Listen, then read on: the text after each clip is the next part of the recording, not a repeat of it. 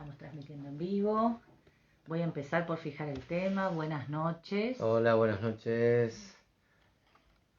Bueno, siempre me toca decir lo mismo porque cuando Florencia se concentra en fijar el tema, se hace un silencio. El doctor Soto Paiva está ya tratando de comunicarse con nosotros. Bueno, enseguida lo haremos formar parte del vivo. Hoy tenemos un vivo muy especial, un vivo que la verdad es que a mí me toca en la fibra más íntima por varias razones. Primero porque se trata de un profesor universitario, segundo porque vamos a entrevistar a un urólogo, sexólogo, perdón, un médico psiquiatra, no es urólogo, es médico psiquiatra y sexólogo. Pero sobre todo porque es profesor universitario de donde yo me formé, de la Universidad Nacional de Rosario, y eso a mí me llena mucho de orgullo. Y como si esto fuera poco, también es docente del Instituto Italiano Universitario de Rosario, donde estudian mis sobrinas, así que ha sido profesor también de mis sobrinas. Así que realmente para mí es un placer poder esta noche entrevistar al profesor de mis sobris y a alguien que es profesor de la Universidad Nacional de Rosario, la Escuela de Medicina donde yo me formé, donde yo me recibí. El doctor Carlos Soto Paiva, como les decía, psiquiatra, es sexólogo, es educador, Ahí lo tenemos es conectado, así que profesor ahora universitario, es poeta. es polifacético. Aparte, lo otro que tiene de lindo es eso, ¿no? Eso, Sí. vamos a charlar mucho con él hoy sobre eso, porque otra cosa que tiene es su dedicación al arte. Él es un actor, es director cinematográfico, ha hecho obras muy interesantes que ahora vamos a charlar con Sí, él. señor. Ha hecho libros, es escritor, también vamos a charlar sobre sus libros. Bueno, es de esas personas que uno dice, este tipo... Cuando yo sea grande quiero ser así. No, y aparte de eso, ¿no? Uno es de esas personas que uno dice, pero ¿cuántas horas tiene el día de este tipo? Porque a mí, a mí no me alcanza ni para hacer lo que tengo que hacer, y este hombre hace todo esto en el mismo día. Bueno, ahora se lo vamos a preguntar. Ahora Lo lo tengo vamos a ahí, preguntar. lo tengo Lo ahí tenemos ahí. solicitando, La tenemos ahí solicitando pidiendo participación. pista. Seguramente conecte. Lo tengo ahí pidiendo pista, mira. Nos debe estar escuchando, así que ya le mandamos la Ahí está. invitación, Ya doctor, está. y ya lo estamos viendo. No sale su imagen, pero Buenas, buenas, Doc. a ver si lo escuchamos, doctor. Hola, Hola. Que hola, la cámara está invertida, ¿eh? Nos ha pasado un par de veces a ¿sí? nosotros eso. Sí, tenemos su voz, No sé pero qué no su hago. imagen. No A pasa ver, nada, no pasa nada. Las flechitas, las dos flechas que se encuentran. Hay dos flechitas abajo, en el medio de la sí, Sí, transmisión. ahí ahí voy a dar está. vuelta a la cámara. Si no, desconectamos y volvemos a conectar, Que ¿eh? también nos ha pasado. A ver, espera un poquito, espera un poquito. Como invitados una vez participamos de un vivo, y cuando queríamos entrar a participar del vivo, nuestra imagen no aparecía, aparecía solo nuestra voz. Así que no sería la primera vez que esto ocurre. Pero ahí tenemos cámara, está al revés. Ahí vemos exactamente, Está al ahí revés. vemos exactamente la silla que está detrás de la compu, así que ahí ¡Ah! está. Sí, ¡Vamos! señor. Ahora sí, con ustedes, público querido, el Parece doctor. que ahora sí. Sí, señor. Esto, a ver, como bien dice la ley de Murphy, si algo O sea, tiene que Tiene que fallar, fallar, falla si en el algo- momento que uno menos quiere que falle. Es como una ley. Así que, pero esto es normal, pasa en los mejores escenarios. Una vez me conecté con Ezequiel y estábamos terminando de cenar, y con Ezequiel López Peralta, y agarro y pongo la cámara y enfoqué a todo el resto de la familia, porque estaban todos enfrente. Los vasos de la mesa que el desorden de la levantada. mesa levantándose del final. Dice, ¿qué me estás mostrando, Alejandro? Decía el otro. Bueno. Terrible. Inolvidable. Bueno, así que bueno, Doc. no, ahí traté de presentarlo, lo presenté como urólogo en algún momento, pero bueno, no importa. No lo presentaste como urólogo. En algún momento dije urólogo, pero bueno, el doctor es médico psiquiatra, ¿no? Y la verdad que es un honor para nosotros que hoy comparta este vivo. Sí, sí, además un hombre multifacético. Hoy hemos estado investigando diferentes entrevistas y videos que aparecían en YouTube donde usted contaba diferentes cosas y la verdad que impresionante porque uno va rescatando frases y cosas. Desde el vamos, yo quiero agradecerle profundamente por haber aceptado nuestra invitación para esta charla. Eso ya de por sí. No, el agradecido soy yo, porque realmente para mí esta es una experiencia totalmente nueva. Ustedes ya lo saben, con las pruebas que pedí hacer y lograrlo a esto. Lo mismo he hecho cuando he tenido la invitación de otros colegas y en otras plataformas que tampoco conocía. A mí me resulta muy fácil, como les decía anoche, estar frente a un auditorio.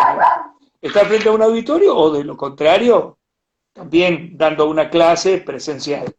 Pero la tecnología por allí no es mi fuerte, así que siempre pido ayuda. Y no me arrepiento de saber que puedo pedir ayuda.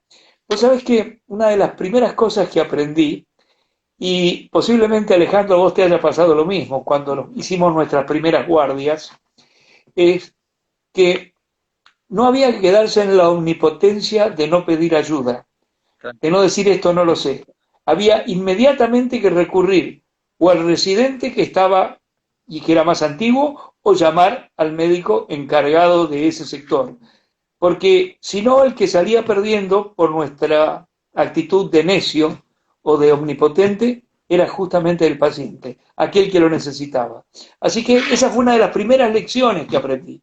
Y no me arrepiento, pido ayuda siempre que sea necesario. Doctor, yo decía psiquiatra, sexólogo, profesor universitario, escritor, actor. ¿Cuántas horas Poeta. ¿Cuántas horas tiene su día, doctor? Porque a mí no me alcanza para hacer lo poco que hago. Vos sabés que esa es una pregunta, creo que anoche te conté la anécdota, pero vale la pena repetirlo para quienes están ahora viéndonos. Los alumnos me decían cómo hacía, siendo médico y docente, para dedicarme también a la cultura, a escribir los libros míos o, de lo contrario, dar una clase. Y le decía, la respuesta es muy simple. No soy tocoginecólogo, no soy cirujano, no soy ni siquiera un oftalmólogo de urgencia donde vos sabés lo que pasa. Aunque estés de guardia pasiva, tenés aquí el pre, y tenés que dejar lo que estás haciendo. En el caso particular de mi especialidad, que se interprete, esto es un chascarrillo. Nadie me va a llamar de un telo porque no puede solucionar un problema de urgencia. Nadie me va a llamar de un dormitorio porque no se está pudiendo mantener un momento gratificante. Entonces, como no hay urgencias en mi especialidad, puedo manejar lo que yo llamo turnos. Entonces, los turnos son a piacere, generalmente a media tarde, y con la tranquilidad de decir, bueno, tengo todo el tiempo para dedicarles porque el otro, el que era mío, ya lo sé. Esa es la razón. Bien, bien, bien. Ojalá todos lo pudiéramos hacer. A veces todos tratando de abarcar más espacio, tratando incluso económicamente de poder solventarnos como podemos. A veces no tenemos la posibilidad de poder dedicarnos exclusivamente a lo que queremos y de esa manera no poder manejar los tiempos de esa manera. Pero bueno, genial que hoy tenemos a alguien que sí lo puede hacer y eso nos encanta. quiero meterme un poquito en la educación, porque, bueno, por profesor universitario, por la universidad por donde yo me recibí de médico, por el instituto italiano donde están estudiando mis sobrinas y usted es profesor de ellas y demás. Yo he rescatado algunas, yo suelo hacer eso, investigo un poco a los entrevistados y he rescatado algunas frases sobre educación sexual que usted ha dado en algunas entrevistas y me encantaría que usted pueda explayarse un poquito esta noche. Tengo una frase que es una de las que más me gustó, que dice, la educación en sexualidad tiene que ver con la escucha, sobre todo con la escucha. Sí, yo creo que vos sabés que nosotros los médicos nos hemos formado a veces de una forma muy rígida en cuanto a que creemos que nuestra tarea es únicamente asistencial. Eh, y esto lo he visto con alumnos que ahora ya son colegas y lo veo también con colegas con los cuales antes de esta pandemia teníamos reuniones habitualmente. Y me decía, y mirá, yo de tal hora a tal hora estoy en tal lugar, de tal hora a tal hora paso a tal clínica, de tal hora a tal hora hago consultorio. ¿Y cuántos ves? Y uno tras de otro, imagínate vos cómo es esto de atender y atender y atender. Y le digo, pero escúchame, vos sos a la vez pediatra. Sí, y te voy a contar una anécdota. He visto gente que con una criatura de pocos días sale a visitar al abuelo o a las tías en temperaturas terribles. Y como de pronto los conocía, les dije, ¿pero no les dio algún tipo de indicación su médico? Dice, no, nuestro médico nos atiende, tenemos mucha confianza, es un tipo bárbaro, así, así. Sí, sí, me parece perfecto. Pero no les dijo que cualquier circunstancia en este momento es sumamente peligrosa porque ni siquiera podrían usar un antibiótico con los días que tiene el chico. No. Entonces, ¿por qué cuento esto? Porque muchas veces estamos tan metidos en la tarea exclusivamente asistencial que nos olvidamos que los médicos también tenemos que hacer una función educativa. Tenemos que, aunque sea breves minutos, después de lo asistencial, educar y prevenir, dar indicaciones, no solamente solucionar el problema de la urgencia. Así que me parece que esto tiene que ver con lo que vos decías. Una de las tareas, más allá de lo asistencial, es la prevención, es la educación y es la escucha. Porque en función de cómo nos hablan también tenemos que hablar. Porque ni que hablar en sexualidad. En sexualidad, donde de acuerdo a las regiones de nuestro país pueden usar modismos que a lo mejor no conocemos, o pueden relatar en un lenguaje que supuestamente no es el socialmente aceptado. No podemos poner ni mala cara ni ponerlos en el lugar de la acusación. Tenemos que tener el oído pleno para escucharlos en su lenguaje, bajar nuestros códigos comunicacionales y devolvérselos y decirle, mire, yo se lo digo tal cual como usted lo dijo, en realidad esto se llama así, pero hablando de la forma como usted habla, sigamos así, de esta manera. Porque si no se sienten incómodos y no nos van a contar nunca más nada. Ahí está el asunto de poner la oreja. Sí, eso es verdad. De hecho, a ver, yo le vuelvo a agradecer porque nuestro objetivo para esta comunidad que nosotros tenemos en Instagram siempre es poder traerles profesionales que les aporten algo más de lo que ya saben, ¿no? Yo me identifico mucho con sus palabras porque muchas veces cuando las parejas llegan al consultorio no saben cómo hablarme de sexo. Entonces, yo generalmente la primera pregunta que les hago, lo primero que les digo es, ¿ustedes cómo le dicen? Porque cuando hacemos eso, porque cuando lo hacemos, porque cuando estamos, ¿ustedes cómo le dicen? Decímelo con tus palabras, no me importa cómo suene, pero decímelo con tus palabras, porque si no, no vas a estar tranquilo hablando de lo que necesitas hablar. Ahí me identifico a pleno y en ese sentido sí, vuelvo a apoyar, es necesaria esa escucha también para poder transmitirle al paciente lo que uno lo que uno necesita, a ver, transmitirle para generar ese feedback, ¿no?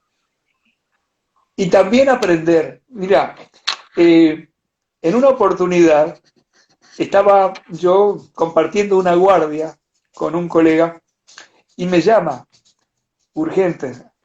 Digo, son las 2 de la mañana, recién nos acostamos. Vení, vení, vení urgente, dice, porque tengo un tipo que me lo traen de la isla, dice, y lo picó una víbora. Digo, bueno, en primer lugar, ¿tenemos suero? Bueno, ya voy. Llegamos y lo primero que hago, él todavía no lo había visto, ¿eh? Se lo habían traído y se lo dejaban ahí en la guardia.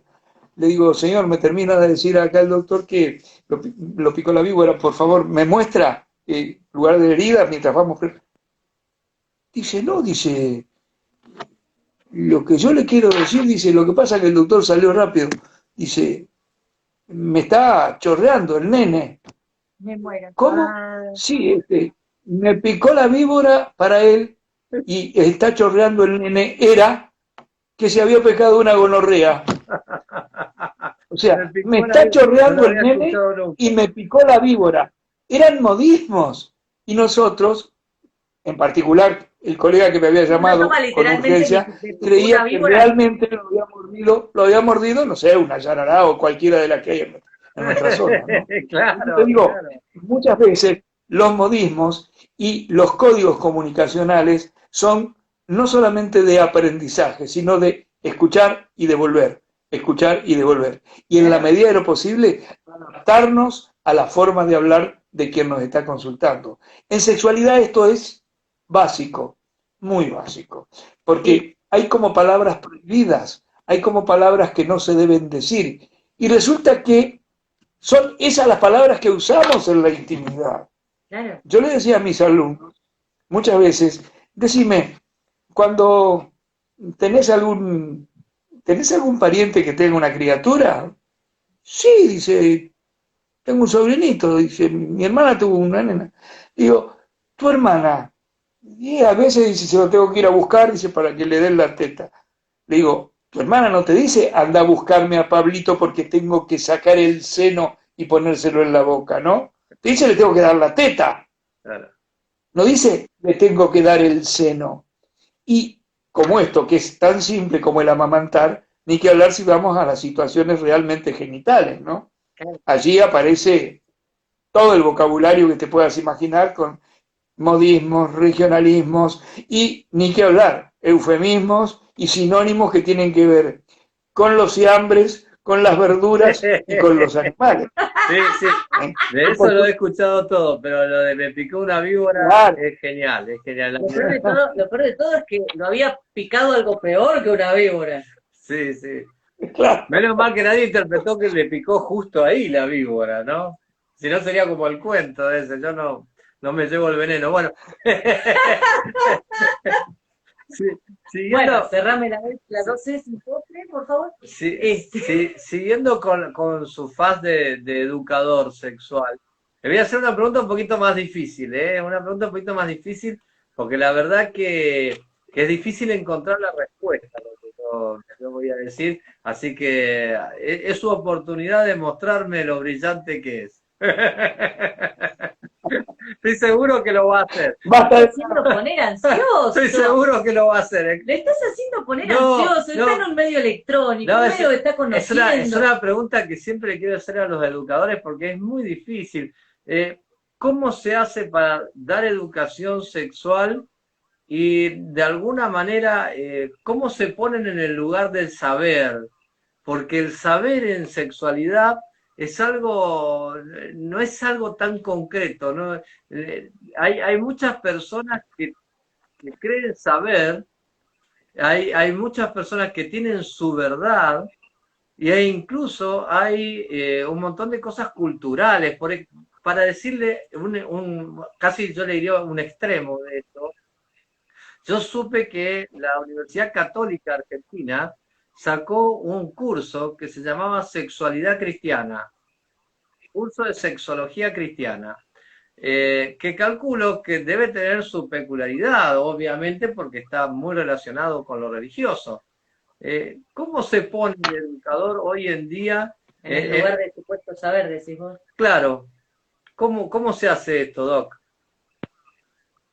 Yo te voy a decir las cosas que sugiero habitualmente a los grupos de padres o a los docentes y también, ¿por qué no?, a colegas que de pronto les interesa y tienen este tipo de inquietudes. Me parece que hay alguna serie de tips, como se dice ahora, que son sugerencias que podríamos hacer. La primera es escuchar. Volvemos a algo básico y elemental. ¿Por qué? Digo escuchar. Porque es muy habitual hacer lo opuesto, que es cuando un adulto recibe, ya sea un docente o un familiar, recibe una pregunta, de las típicas, ¿eh? Vos sabés que las inquietudes sexuales de los chicos están hace muchísimos años, creo que más de 3 decenios, están absolutamente catalogadas por la Academia Americana de Pediatría. ¿Cuáles son las inquietudes entre los 2 y los 4, entre los 4 y los 6, entre los 6 y los 9, y así sucesivamente? Y en función de eso, los chicos preguntan. A veces balbucean porque no conocen todavía el vocabulario en su totalidad. Y a veces, en vez de preguntar con palabras, señalan así, diciendo, ¿y esto qué es eso? ¿Por qué yo no y vos sí? Estoy diciendo lo que habitualmente ocurre. En estos casos, lo primero que hay que hacer es escuchar para ver cuál es esa inquietud que el chico tiene. Y a partir de allí, hay 2 cosas que no hay que hacer y que son las que se hacen. Si al papá le pregunta a la nena, no decirle, mira, estas son cosas de mujeres, espera que venga mamita y le preguntas a ella. Y si a la mamá le pregunta el varoncito, decir, cuando venga papá preguntarle a él, porque yo con cosas de varones no me meto. No, papá y mamá son los adultos responsables de dar una respuesta a ese chico. Y no tienen que dar una cátedra, ni hablar de hormonas, ni hablar de etapas oral, anal, fálica y todas las que Freud escribió. No, tienen que en primera instancia escuchar y luego decir, bueno, mira, si algo se sabe, responder nada más que lo que el chico pregunta, no ir más allá. Responder nada más que lo que el chico pregunta, con las palabras simples y el vocabulario que uno sabe que el chico maneja. Y lo que no hay que hacer es decirle, aquí está todo, y darle un libro. O de lo contrario, che, tenés Google, manejate con Google. Porque ni el doctor Google, ni el libro o la mejor enciclopedia que podamos darle, suple algo que es fundamental, que es que la mayor parte de las veces que un chico, o un nene o una nena, pregunta algo vinculado a una inquietud sexual, generalmente conoce el 60 o el 70% de la respuesta. Cuando no es así, lo que está probando es si de esto se puede hablar con papá y mamá. Y las 2 actitudes, tanto aquella de bajar la cortina para mandarlo con el otro progenitor, como la de darle un objeto intermediario que sería el libro o el doctor Google, lo único que hacen es ratificarle al chico, de esto yo no puedo hablar con mis padres. Y te puedo garantizar que a partir de ese momento nunca más se comunica en cuestiones de su sexualidad ni con papá, ni con mamá, ni con el docente. Entonces, esas son las sugerencias. Oreja, responder con el vocabulario apropiado, no dar un objeto intermediario y no decir más allá de lo que el chico preguntó. Ir en forma escalonada. Muchas veces, con la simple respuesta a lo que él pregunta, está satisfecho y ya no pregunta más. Pero por lo menos tiene la certeza de que papá, mamá y el docente lo toman a esto como algo natural. De esto sí se puede hablar. ¿Quedó más o menos? Sí, perfecto. Lo que no me queda muy claro es cómo pasa con las cuestiones religiosas, por ejemplo, porque es muy difícil a veces penetrar sexualmente, tratando de dar un saber sexual cuando hay una idea que viene desde otro saber, digamos, como es el saber religioso. A mí me ha tocado, tuve la suerte de dar clases en una universidad católica de Derecho, a propósito de un premio que recibí por un video sobre violencia sexual, que en aquel momento fue un premio Mercer Guidón y se distribuyó mucho por los medios, entonces me invitaban a muchos lugares a dar charlas sobre violencia. Y me invitaron de una universidad católica. Tuve la suerte de que en el lugar donde me tocaba hablar, en ese espacio, estaba justamente un religioso, un cura, que se acercó a mí y me dijo, mire doctor, hoy era el turno mío para dar la clase acá, pero me habló la dirección y se lo cedo. Le voy a hacer una pregunta, ¿puedo quedarme? Digo, por supuesto que puede quedarse. Se quedó en primera fila. Entonces, antes de que se fuera a sentar, le digo, mire que yo voy a hablar de todo. Dice, mire, yo le iba a pedir justamente una cosa. Dice, lo vinculado a los preservativos. ¿Usted lo va a tocar?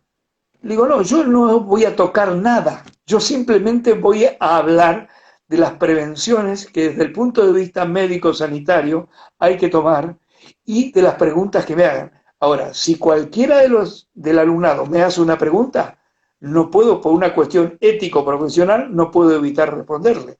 Así que hablaré de los anticonceptivos desde la antigüedad hasta ahora. O sea, empezaré con las vejigas de animales que usaban los antiguos egipcios, con los emplastos que se ponían en el fondo de la vagina, con el pedazo de limón que Casanova recomendaba, y llegaré al uso del condón desde la época en que se fabricó de goma. Pero, digo, yo no voy a hablar específicamente de eso. Estoy aquí para responder a las preguntas después en el momento del debate. Bueno, eso me parece muy bien. Se tragó toda la clase y después me felicitó, o sea que se ve que tan mal no le cayó. Por eso te digo, muchas veces hay que pautar la clase. Y una forma de pautar las cuestiones vinculadas a la sexualidad de lo religioso es la lectura de un poema. Y ese poema está justamente en el Antiguo Testamento. O sea que hay un famoso poema que habla de amor y que está en uno de los libros del Antiguo Testamento. Y es justamente un poema de amor. Entonces, uno lee ese poema y después dice, bueno, fíjense cómo el amor ya ha atravesado todas las épocas y aún las religiones. Las distintas religiones han tomado el amor como uno de los más importantes sentimientos que el humano puede tener. Lo que pasa es que en relación al amor podemos hacer una serie de disquisiciones. ¿Amor a qué? Amor al arte, amor a los animales, amor a Dios, amor a una mujer. Y si hablamos de amor a una mujer, podemos hablar de amor a un hombre también. O sea que en ese terreno ya entramos a hablar de un amor que se complejiza para no solamente ser un sentimiento, sino transformarse en acto. Y cuando se transforma en acto, allí los genitales están para algo.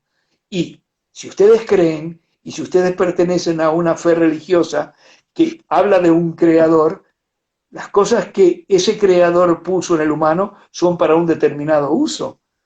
Y tenemos la fortuna de que si estamos teniendo una relación sexual por amor, no tiene por qué ser exclusivamente reproductiva. Puede ser, como tendría que ser siempre, comunicacional. Y tendría que ser también de absoluto, mutuo y común acuerdo.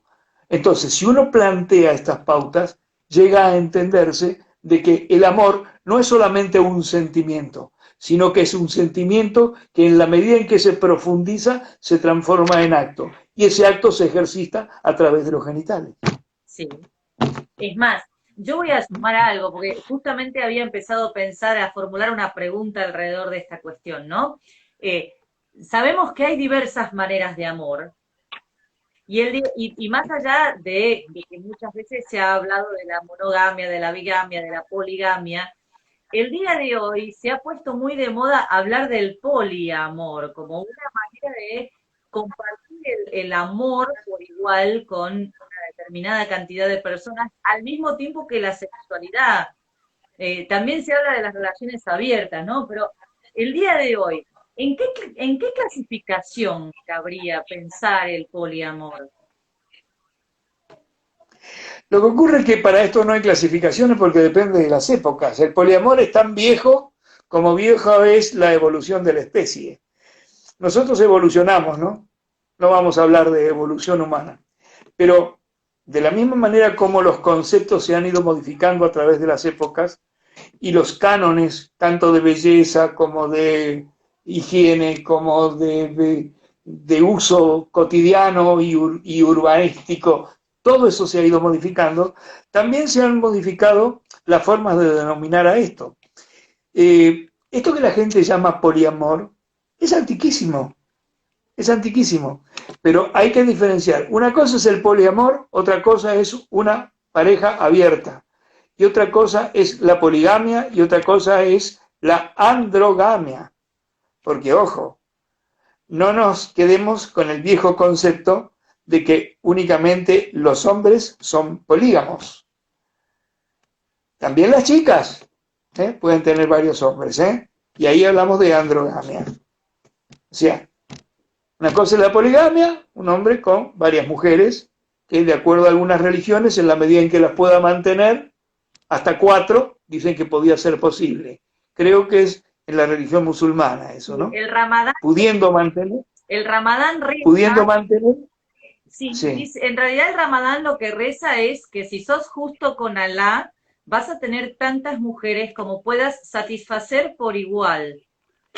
Pero que si sos realmente justo con Alá, vas a tener solamente una. claro. Bueno, esta es una manera de interpretar, pero digo, lo otro, la pregunta tuya. Una cosa es una pareja abierta, como por ejemplo Simone de Beauvoir, ¿eh? Simone de Beauvoir y el famoso escritor francés con el cual ellos, si bien tuvieron una pareja, cuando Simone iba a Estados Unidos, tenía sus relaciones con aquel famoso periodista y él, a su vez, Sartre, tenía las suyas. Que bueno, él a lo mejor no tantos como ella, pero era algo de común acuerdo, convenido. Otra cosa totalmente distinta es el poliamor, que es esto de que yo tengo tantas como se me ofrezcan y vos también, y después lo comentamos. Lo cual no sé hasta qué punto dura.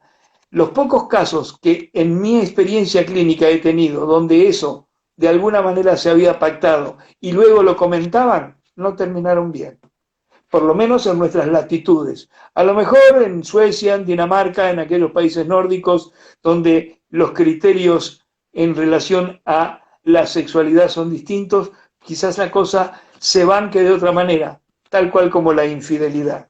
Pero en nuestras latitudes, hijos de latinos, para los cuales la fidelidad forma parte de uno de los grandes y grandes problemas a conseguir, a tener y a mantener, bueno, en el exacto momento en que se descubre la infidelidad, ya sea confesa o descubierta accidentalmente, la reconstitución, más allá de la buena voluntad de alguno de ellos para el perdón, es muy difícil, dificilísimo, al menos en mi experiencia, eso es lo que yo puedo decir.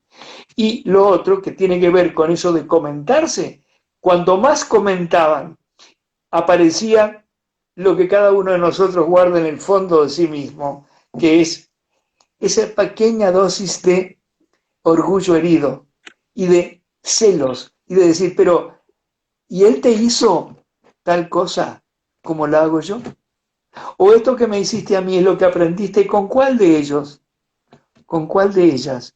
Entonces, ahí entraba en mis pagos se dice mejunje, algo que está muy entremezclado. Sí, sí. Ahí entraba el clásico mejunje en donde los celos, en donde el orgullo herido y en donde la curiosidad se mezclaban para constituir una situación mórbida que no terminaba bien. Eso es lo que yo hablo desde mi experiencia. A lo mejor hay alguien que la tiene en forma distinta. Y son perspectivas. Ahora, ahí nosotros, bueno, nosotros hemos hablado bastante de estos temas de sexo y amor. Entonces, muchas veces lo que le preguntamos a la gente, que es la pregunta a la que yo quisiera ir desde ese lado, es, ¿qué, ¿qué podríamos pensar o cómo podríamos pensar que podría ser mejor o de mejor calidad? ¿Sexo sin amor o sexo con amor? Bueno, esta es una clásica pregunta que yo he tratado de responder siempre con un gráfico a mis alumnos, que voy a tratar de hacerlo acá. No sé si se ve. Un poquito más arriba. Hay una Un poco línea más de... arriba, a ver. Ahí, ¿Sí? sí. ¿Cómo un segmento? Sí. Hay una línea de inicio, diríamos el alfa, Sí. y una línea de final, diríamos el omega. Vamos a poner acá el amor y vamos a poner aquí exclusivamente el deseo. Lo ideal, lo que a lo mejor todos anhelamos en lo profundo de nosotros mismos, sería la línea media, donde amor y deseo se conjuguen. Pero todos sabemos lo difícil que es conseguir el ideal. Hay gente que está de este lado, con muchísimo amor, que se demuestra día a día y minuto a minuto, pero que no se calientan, que no se excitan, y en donde la parte exclusivamente de satisfacerse sexualmente no aparece.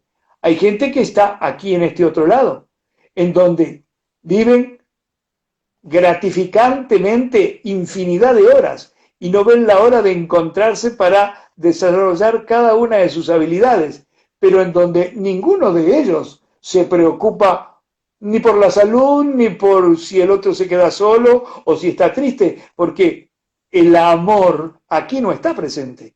Entonces, esta escala del alfa hacia el omega es amplísima y aquí nos desenvolvemos todos los seres humanos. Dichosos de los que tienen esto. Brillante, brillante. Brillante. La verdad que la mejor respuesta que he escuchado. Viste, a veces se me ocurren preguntas interesantes. La verdad que sí.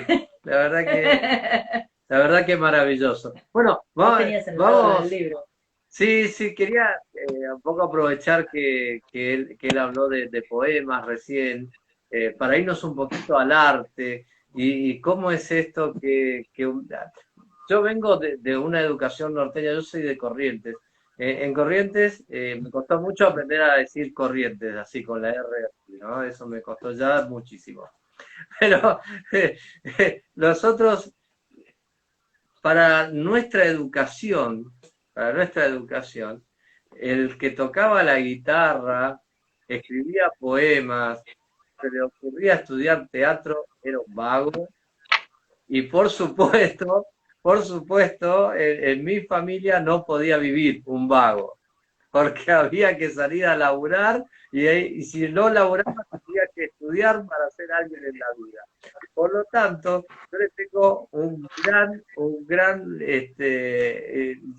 casi que diría que ¿cómo es? Ay, no me sale la palabra ahora.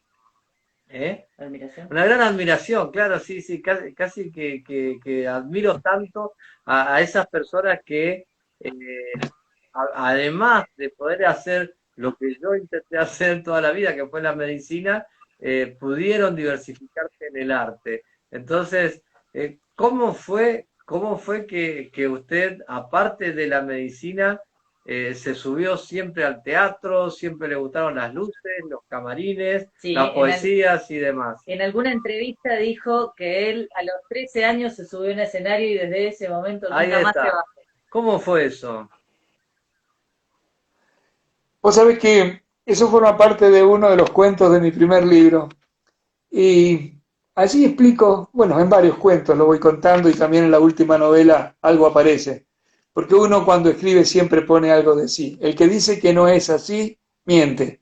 En toda novela, en todo cuento, en todo poema, en toda obra de arte, hay algo del autor que de alguna manera se manifiesta. Y lo único que hay que hacer es buscarlo, rastrearlo. ¿El primer libro es Un tajo en el tiempo o es Sacrílegos? No, Un tajo en el tiempo, es este. Sí. Son 15 cuentos. Son 15 cuentos y 15 ilustraciones. Y el segundo es este. Sacrílegos. Que ahora yo tengo una pregunta muy puntual para Sacrílegos. pero Sí, quería comentar. sí. Te quería decir esto de por qué empecé con... Mi padre era un lector terrible. Mi madre también, pero no quizás con la profundidad de mi padre. Mi papá era docente y traía la biblioteca ya de su padre, que era también correntino, por supuesto, y que había escrito un diccionario de guaraní español. Y por eso yo los otros días te decían Baé Parecocha, amigo, porque las palabras que aprendí las aprendí de mi padre, que él a su vez las aprendió del suyo. Bueno, y mi padre leía muchísimo. Y contrariamente a lo que, por lo menos en aquella época, la época de mi niñez, se usaba, eh, cuando yo preguntaba algo porque me gustaba, veía que él leía, él me decía, ya vas a tener tiempo para esto. Y me empezaron a comprar revistas de historietas. Mi padre me compraba revistas de historieta, pero no cualquier revista de historieta. Si bien después yo amplié el panorama, ¿no? Pero eh, lo que hoy se llaman cómics, en nuestro país realmente se llaman historietas. Y él me compraba famosas novelas volcadas a la historieta. O sea que me metió en el campo de la lectura a través de la imagen. Yo empecé, creo que segundo grado, y sabía dónde quedaba Malasia y que eran los Tug que ahorcaban con lazos de seda, porque había leído a Salgari. En realidad todavía no había leído el libro de Salgari, había leído la historieta que trataba un libro de Salgari. Y después, de esa manera, leí a Rider Haggard y a Verne. Entonces, me metí en el campo de la literatura de aventuras a través de la historieta. Por supuesto, a partir de allí profundizaba con el libro real. Y después seguí leyendo. Y bueno, a partir de allí, ya la lectura no se puede dejar. Pero cuando me preguntan, los otros días me decía alguien, si en mi casa todos leían, sí, tengo la suerte, mi esposa, mi compañera de vida, es una lectora que no puede estar un día sin leer. Y mi hija también. O sea que esto se transmite, se enseña.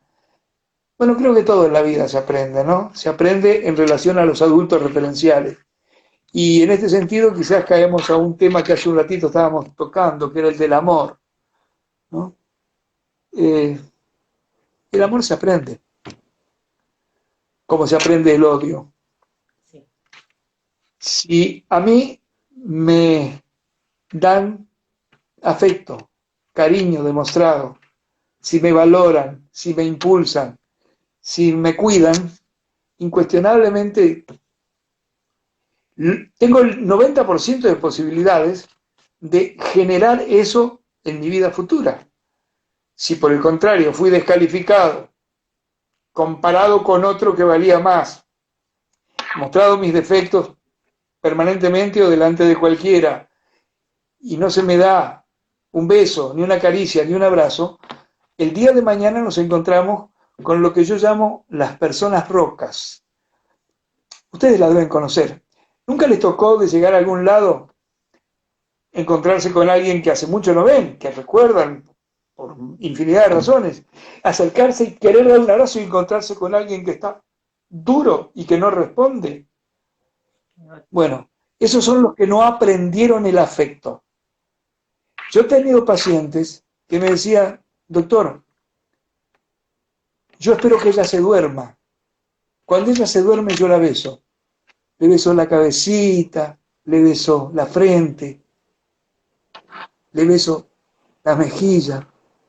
Y si se empieza a despertar, me hago el dormido. Dice, porque cuando estamos despiertos yo no puedo. Yo nunca vi a mis padres besarse entre sí, ni me besaron ellos a mí jamás. Yo no aprendí esto de dar y recibir afecto. Fíjense lo importante a veces de este tipo de cuestiones. Y de igual manera se aprende el odio y se aprende la violencia. Conocerán la anécdota clásica de la maestra absolutamente cariñosa que en el momento en que había dado una tarea iba pasando banco por banco acariciándole la cabeza a cada chico.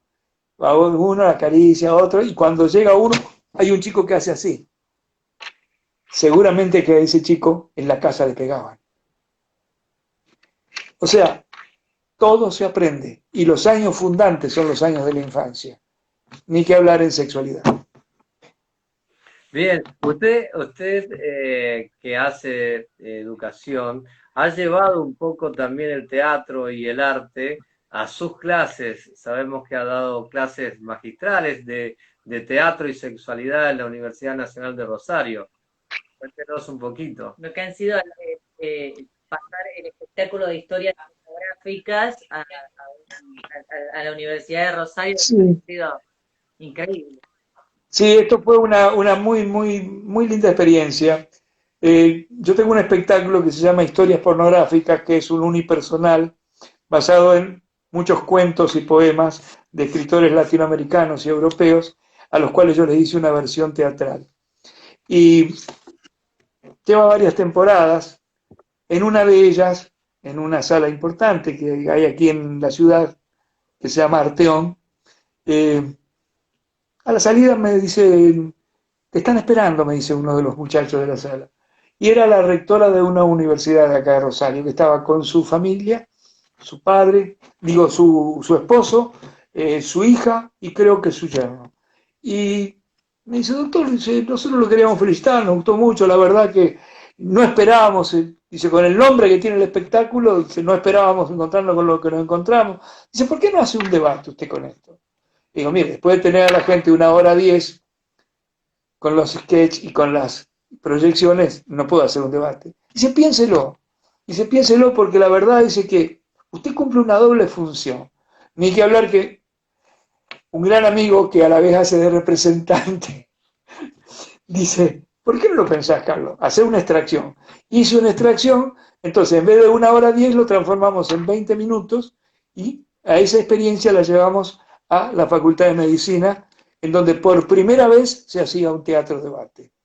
Y se llamó Historias Pornográficas Teatro Debate. Allí hicimos algo en donde durante 20 minutos yo estoy en escena y luego quedaba a disposición de todo el alumnado y el público que había concurrido, ¿no? Fue una experiencia muy interesante. Yo creo, Florencia, me parece que vos encontraste algo sobre el espectáculo. Inclusive, por eso queríamos comentarlo, para entonces mañana Sí. yo puedo hacer esa edición de video y subir alguno de esos videos a la plataforma nuestra de Instagram, Claro. como para compartirlo y que la gente también pueda disfrutarlo. Estaba Bueno. primera vez, creo que estaba la introducción, inclusive en la que se ve al principio el público, esta Sí. introducción que usted mencionaba. Sí. Y Sí. había un último relato Sí. que... La palabra, está Sí, la palabra, yo creo que está. Sí. La palabra que está basada en un cuento de Marcucci. Primera vez que está basado en un cuento de Abelardo Castillo. Sí. Y un poema que, si ustedes me permiten, yo se los voy a leer. Sí. Porque el poema es de una poeta dominicana que se llama Marta Rivera Garrido y que realmente tiene una estructura hermosa y sobre todo un final sorpresivo. Entonces, yo lo decía en el espectáculo al final, ¿no? Porque me parece que detonaba cuestiones vinculadas al género, ¿no? Se llama No te enamores. Y dice así. No te enamores de una mujer que lee, de una mujer que siente demasiado, de una mujer que escribe. No te enamores de una mujer culta e inteligente. No te enamores de una mujer que piensa, que sabe lo que sabe y además sabe volar. Una mujer segura de sí misma. No, no te enamores. No te enamores de una mujer que se ríe o llora cuando hace el amor, que sabe convertir en espíritu su carne. y mucho menos de una que ame la poesía. No, esas son las más peligrosas. No. O que se quede media hora contemplando la lluvia o una pintura con una copa en la mano y no sepa vivir sin la música. No te enamores. No te enamores de una mujer a la que le interesa la política y que sea rebelde y sienta un inmenso horror por las injusticias. Ni de una mujer que es bella, pero sin importar la forma de su cara y de su cuerpo. No te enamores de una mujer intensa, lúcida e irreverente. No quieras enamorarte de una mujer así. Porque cuando te enamoras de una mujer como esa, se quede ella contigo o no, te ame ella o no, de ella, de una mujer así, jamás se regresa. Muy bien, muy bien. Maravilloso. Hermoso, maravilloso. Maravilloso. Maravilloso. Es de una poeta dominicana y a mí me pareció genial, por eso lo puse en el espectáculo, ¿no? Hay que decir también, obligados, ¿no?, que en el Facebook del doctor están esos videos, Sí, todos subidos. que Nosotros, son los que yo voy a robar nosotros, para poner después. nosotros vamos a hacer el trabajito que por ahí mucha gente no tiene tiempo de hacer, que es seleccionarlos, editarlos y ponerlos a disposición de todos nuestros seguidores que deben estar hoy deleitándose con esta charla y que después durante toda la semana todos aquellos que hoy ahora en este momento están trabajando, están haciendo alguna actividad que no pueden participar del vivo, nosotros sabemos que después lo ven en diferido, lo ven junto a su pareja, nos ven durante la semana y siempre hacen algún comentario en los días venideros. Así que yo sé que todos ellos van a estar esperando de alguna manera estos videos del doctor Carlos Soto Paiva. Doctor, ¿todavía se sigue llamando aparato reproductor en la universidad? Perdón, no me quería reír. No solamente así. Sí, Hay otras palabras que todavía... Le pregunto desgraciadamente porque ya sé la respuesta, pero quiero quiero saber su opinión. Claro. Bueno, esa denominación de aparato reproductor, como tantas otras que todavía son erróneas y que están en libros no solamente de medicina, sino también de psicología y de derecho, motivan una serie de confusiones. Sí, se sigue llamando aparato reproductor. Todavía se sigue hablando de masturbación. Todavía se sigue hablando de vicio solitario. Todavía se sigue hablando de onanismo. Y son todas cosas diferentes. ¿Hay tiempo como para que haga la diferenciación? Sí, claro. Siempre. Masturbación es no solamente peyorativa, sino incorrecta. Viene de dos vocablos latinos, manus stuprare, que significa cometer estupro con la mano. ¿Qué tiene que ver? Si sabemos, todos los que estamos charlando y los que nos están viendo, si no son hipócritas, sabemos que la autogratificación se obtiene no únicamente con la mano, sino de múltiples maneras. O sea que de por sí es peyorativa e inexacta. Onanismo. Onanismo es lo más inexacto que se puede decir. Y todavía existe en los libros de medicina, en los libros de psicología y de derecho. ¿Saben de dónde viene la palabra onanismo? De Onan. Exacto. ¿Y saben lo que hizo Onan? Sí, bueno, se casó con Onan en realidad... Se casó con la viuda de su hermano. Claro, con Tamar, porque de acuerdo a la ley mosaica, había un precepto en el cual si una mujer quedaba viuda sin haber tenido descendencia, tenía que tenerla con el hermano, o sea, con su cuñado, con el hermano del muerto. Eso le toca a Onan. Pero resulta que Onan, por múltiples razones, entre las cuales, primero, no quería serle infiel a su hermano, segundo, no quería asumir la responsabilidad de una paternidad que todavía no buscaba, etcétera, etcétera, él retira el último momento y derrama su semen en tierra.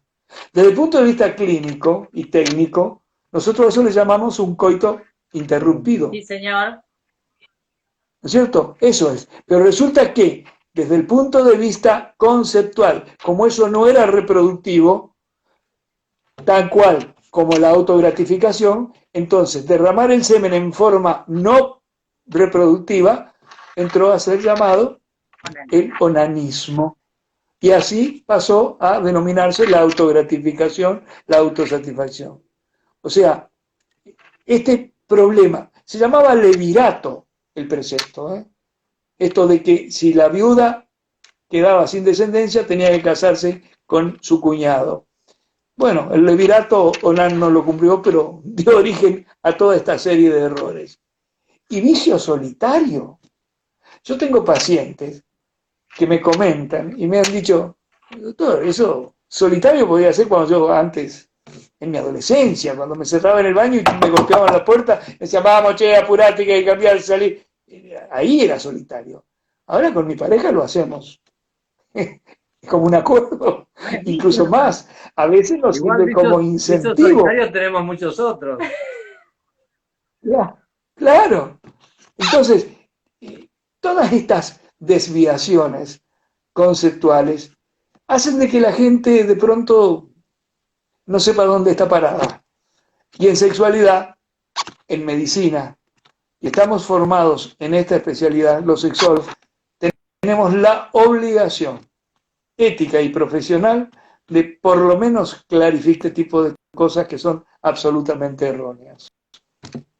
Sí, tal cual. El otro día tuve que dar un ateneo en el hospital donde yo trabajo y me tomé un pequeño trabajo de volver a repasar algunos libros de medicina, de fisiología, incluso que se utilizan hoy en día, y sigo sin encontrar la palabra orgasmo, por ejemplo.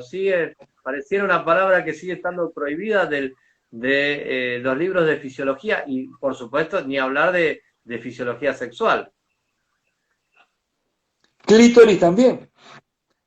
Cuando uno le habla a los alumnos del clítoris y le muestra la constitución anatómica real del clítoris y le explica la función específica del clítoris y de dónde viene la palabra, se quedan con los ojos así.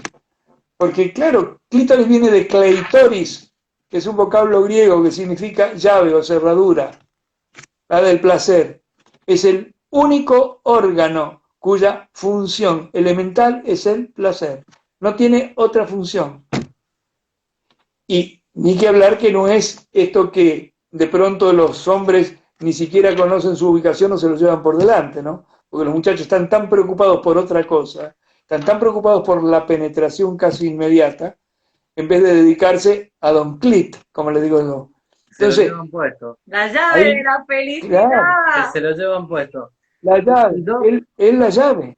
Y Doc, ¿cómo ve usted a los alumnos, algunos ya de avanzados de la carrera, cuando usted viene y les habla de estas cosas? ¿Cómo lo reciben? ¿Qué tanto se sorprenden? Muchos se sorprenden y muchos se sonríen, porque además yo payaseo mucho. Para eso me ayuda el teatro, no la facultad. Para eso me ayuda. Entonces me muevo entre ellos, incluso más. Les enseño a buscar el punto G a las chicas, me pongo en cuclillas, les digo con el dedo dónde está, hacia dónde tienen que presionar, apoyando a su vez la mano en el abdomen. Entonces dicen, pero ¿y el punto G de los hombres?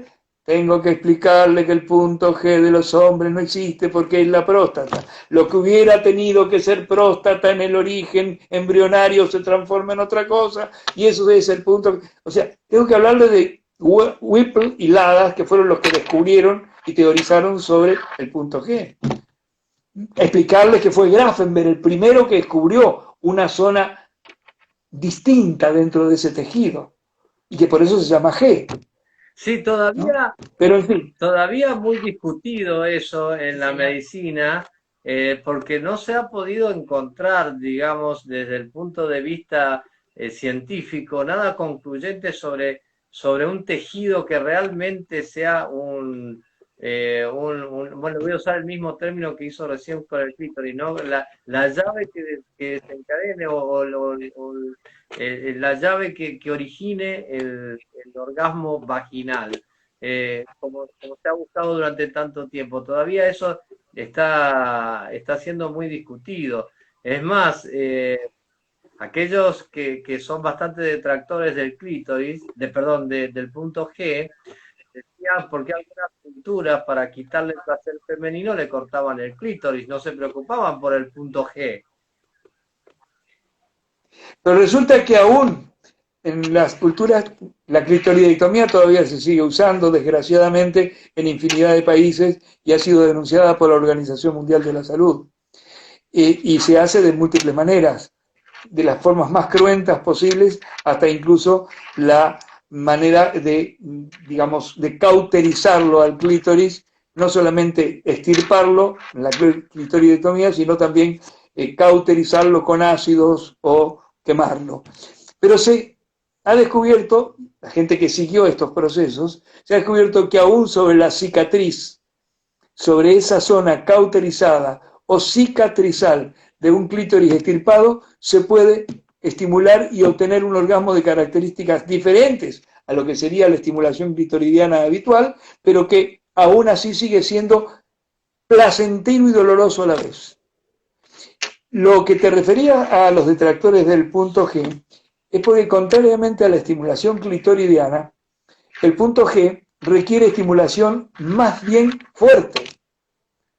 O sea, así como el clítoris requiere en primera instancia humedad, suavidad y diferentes movimientos de acuerdo a cada quien, nadie mejor que la compañera para explicarlo, ¿no es cierto? La compañera dice circular, no, me gusta más así, me gusta succionado, me gusta titilado, eso es a gusto y piacere. Pero más allá de que el clítoris requiera distintas modalidades, siempre está con lubricación y suavidad. En cambio, el punto G requiere ser un poquito presionado, a la vez que se presiona la pared anterior de la pelvis, de tal manera de que entonces haya un contacto bastante estrecho. Cuando uno lo presiona fuertemente, ahí se nota un puntillado, que parecen granitos de mijo. Hasta que no se hace eso, no se logra el puntillado. Si uno no presiona fuertemente, la piel, digamos, la mucosa intravaginal sigue siendo la misma. Pero cuando se presiona, aparece el puntillado ese como de mijo. 6.500 seguidores tiene esta cuenta, doctor, y vamos a llamarlos a todos a que empiecen a buscar el punto G durante toda la semana y nos cuenten, la experiencia. La experiencia. De hecho, él hablaba del clítoris como una llave y acá una usuaria decía, debe ser un experto cerrajero. Hay que ser un experto cerrajero. Vamos a recoger la experiencia. Ya tenemos deberes para la semana, para todos los seguidores. La tarea para el hogar. La tarea para el hogar que hacemos los terapeutas. De todos los seguidores de la cuenta va a ser buscar el punto G. Esta semana la tarea es esa. Y que nos cuenten después al final de la semana. Mientras tanto, si vieron algunas fotos, Florencia, si vos que estuviste buscando, viste algunas fotos de mis clases, me habrás visto que hay una foto en donde estoy así. Sí. Bueno, ahí estoy explicando, porque primero hago pasar a los muchachos, ¿no? Hago pasar a los muchachos y les digo, dibújenme los genitales femeninos, genitales externos femeninos. Ay. Después hago pasar a las chicas, dibújenme los genitales externos masculinos. Por supuesto que infinidad de errores. Desde los errores que se cometen porque nunca se miraron en las chicas, a los errores que se cometen, y los muchachos menos, porque los muchachos que miran son muy pocos. Generalmente les preocupa más tocar o introducir que mirar. Además, por ahí no los dejan. Pero el tema es que los que de pronto han tenido la suerte de poder mirar, no se fijaron mucho. En el caso de las chicas, si tienen que dibujar los genitales externos, vacilan. Yo les doy, quizás, digo, ahora son fibrones de 2 colores. Igual, digo, por supuesto, no se exceda porque acá hay mucha gente que se puede sentir menoscabada y algunos golosos se pueden abalanzar sobre la pizarra. Pero se me acerca y me dice, doctor, ¿en erección o flácido? Le digo, como te guste. Terminan haciéndolo flácido. ¿Para qué? Para que no las carguen. Para que después no le lleguen palabrotas o cosas o le digan, no. Entonces terminan haciendo un chisito flácido allí. ¿Quién pudiera tener que lo que generalmente... dibujaste? De hecho, mira, acá asumo que una usuaria dice, me es difícil esto de las indicaciones de cómo llegar al punto G porque tengo pago. Por la parte del tema, de presionar bimanual. la pelvis y... El tema bimanual. Bueno, alguna manera le va a encontrar. Siempre siempre se puede pedir ayuda. Vos seguí intentando, seguí buscando que le vas a encontrar la manera, seguro. Y la forma es en cuclillas también. La forma más habitual o más fácil sería en cuclillas. Y si está acostada, con la leve presión sobre la pelvis. Y con la ayuda del compañero, ¿por qué no? Ni que hablar. Eso es lo ideal. Divertirse, eso es lo ideal. Doctor, nos quedaríamos hablando toda la noche. Una maravilla, la verdad. Sí, y nos quedamos hasta con preguntas en el tintero, pero da para una oportunidad, no lo encuentro. Sí, por allí seguro. había usuarios diciendo qué placer escuchar al doctor hablar. Por ahí también decían, ese es mi profesor, un genio el doctor. La verdad, increíble. Muchas gracias. Podríamos hablar horas enteras. ¿Le sale el profesor? Me voy a despedir con un poema de Benedetti que también yo decía en el espectáculo. No. No en el de la facultad. El poema, de acuerdo, sí. Estamos todos de acuerdo, pero después se va a despedir, como todos nuestros invitados, con una anécdota graciosa que le haya ocurrido, aunque ya nos contó varias, ¿no? Sí, nos contó varias. Lo podríamos perdonar al doctor, sí. porque ya nos Mira, contó ya con lo de que le picó la víbora. El de la víbora fue muy bueno. No sé si eso se puede... y acá... Plaquear. No se nota. Muchas gracias por la oportunidad, Flor y tío Ale. Vamos. Sí. Está toda la pero sí, el poema yo lo quiero escuchar. Vamos a escuchar el poema con el doctor Carlos Sotopaiva. Por supuesto, esto estaba el escenario absolutamente a oscuras. Empezaba a surgir humo, que se llenaba todo el escenario de humo. Yo aparecía con una linternita mientras sonaba una música muy suave, una música melódica pero de saxo, ¿no? Con una linternita, llegaba al borde del escenario y empezaba a alumbrar a la gente del escenario, desde que estaba en el público.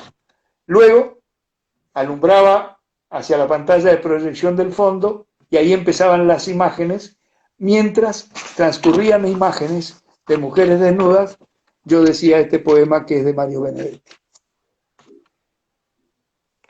Una mujer desnuda y en lo oscuro tiene una claridad que nos alumbra.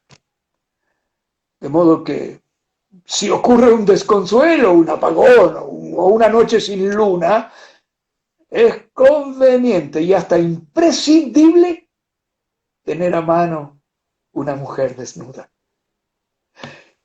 Una mujer desnuda y en lo oscuro genera un resplandor que da confianza.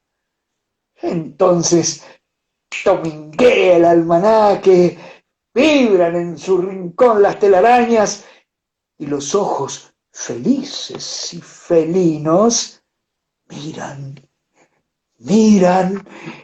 y de mirar nunca se cansan.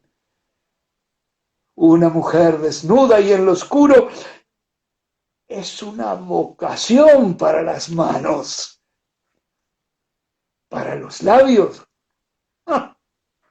Es casi un destino y para el corazón un despilfarro. Una mujer desnuda es un enigma y siempre es una fiesta descifrarlo. Una mujer desnuda y en lo oscuro genera una luz propia y nos enciende. El cielo raso se convierte en cielo y es una gloria no ser inocente. Una mujer querida o vislumbrada desbarata por una vez la muerte. Doctor, otra vez, tremendamente agradecidos. Realmente, en otra oportunidad seguramente podamos hacer alguna otra entrevista. No, algo le pido que hablar, le pido por favor que volvamos A a tus una órdenes. noche como esta. Así que Ustedes se lo merecen, así que no solamente por la tarea, sino por haberme dedicado el tiempo que me dedicaron. gracias. Un gran abrazo para los dos, ¿eh? Y para quienes nos están viendo. Un abrazo inmenso, que tenga muy buenas noches. Muy buenas noches y Igualmente para ustedes. muchísimas gracias. Buen fin de semana. Igualmente para usted. Bueno, el doctor Carlos Sotopaiva. Impresionante, Eh, impresionante. Bueno, Uno se queda hasta pensando, ¿no? De preguntas y preguntas que seguiría haciendo. La verdad que es increíble. sí, aparte nos quedaron miles de preguntas sobre su libro Sacrílego. Yo le quería preguntar la verdadera historia del Marqués de Sade, porque yo lo he escuchado en alguna... Es impresionante. claro, lo he escuchado en alguna exposición decir todo lo que se dice del Marqués de Sade. Ya le vamos a Tiene preguntar mucho todo. de que no es cierto, ¿no? Pero Ya le bueno, vamos a preguntar todo nos esto. han quedado tantas cosas, tenemos apuntados miles, pero aparte nos deleitó hasta con su actuación, porque nos trajo esos poemas que no cualquiera lee un poema como lo hace. Sino realmente una interpretación excelente, maravillosa. Así que bueno, para todos ustedes que se quedaron ahí y para el doc ahí que nos está acompañando, como yo les digo siempre, y antes de decir la frase que digo siempre para el momento de despedirme, el público se renueva. Aquí a mi lado el doctor Alejandro Urresti, médico urólogo, especialista en medicina sexual y recientemente máster internacional en terapia sexual.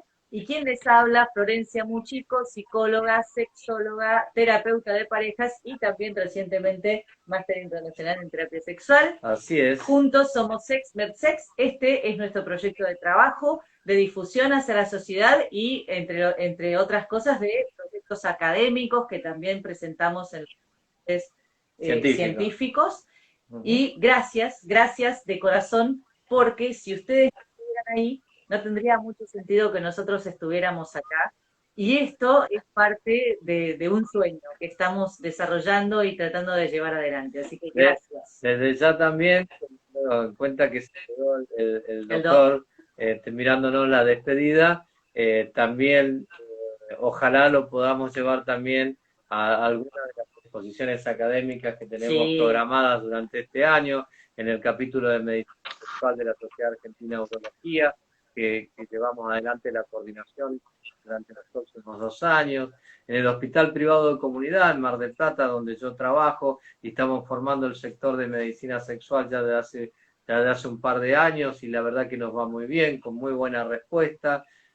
Bueno, tenemos tanto para ofrecerle que ojalá siga teniendo esta buena onda que tiene con nosotros, porque para nosotros personas como usted son indispensables, y a veces las personas, por estar en Rosario, por estar en el interior del país, no tienen la visibilidad que tienen otros, y bueno, como personaje del interior que me siento la obligación de nos compartir. Sentimos, porque nosotros somos parte de ese interior, Mar del Plata es una ciudad que todo el mundo reconoce como la balnearia, el lugar de las playas, para estar contento y disfrutar, pero también hay personajes. Claro, ¿no? Hay tantos valores muy valiosos, tantas personas muy valiosas en el interior del país, y bueno, si podemos llevar una noche como esta para mucha gente, para nosotros es algo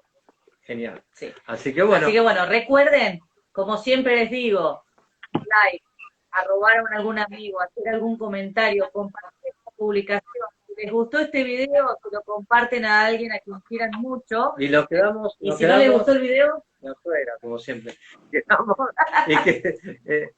Quedamos en deuda igual con los videos, ¿eh? Durante la semana. Sí, voy a ir editando durante la semana los videos y a buscar el punto G. Buenas noches. Doc, muchísimas gracias. Eternamente agradecidos. Habrá una nueva oportunidad. Chao. Muchísimas gracias. Y buenas noches a todos. Buenas noches.